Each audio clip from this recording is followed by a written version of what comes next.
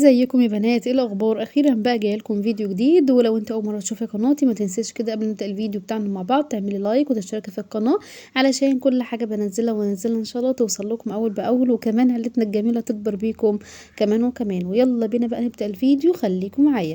فيديو النهارده هو فيديو كده التوفير والاقتصاد والحاجه الحلوه والتعمير بقى ايه، وهنملى بيتنا خير وحاجات حلوه خالص، وهتوفري بقى يا ست البنات. جبت لكم بقى طريقة عمل المربى وازاي نعملها في البيت ونوفر كده ونبطل نشتريها من بره، لان كل حاجة انتوا عارفين غالية جدا جدا. فكان بابايا جاي لي زيارة وربنا يبارك لي فيه وما يحرمني منه ابدا، كان جايب لي كده معاه تين. فانا قلت ايه، بدل ما هو يبوظ عندي في التلاجة وما فيش حد بيحب ياكله كده قوي، فقلت اعمله مربى ومثلا ينفع للاولاد، ينفع في اوقات سريعة كده، اكلة سريعة يعني مع ساندوتش او اي حاجة.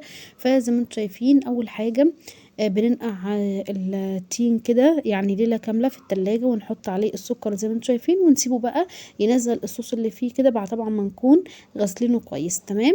وبنسيبه ليلة كاملة في التلاجة، وبعد كده بنحطه على البوتاجاز يغلي كده غلوتين.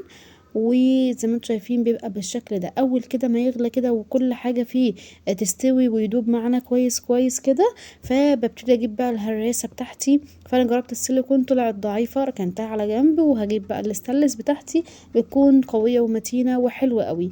فزي ما شايفين اهو هرجعها تاني على جنب. وبعد كده هنجرب الايه التانية الاستانلس، وهتبقى حلوة قوي قوي معايا.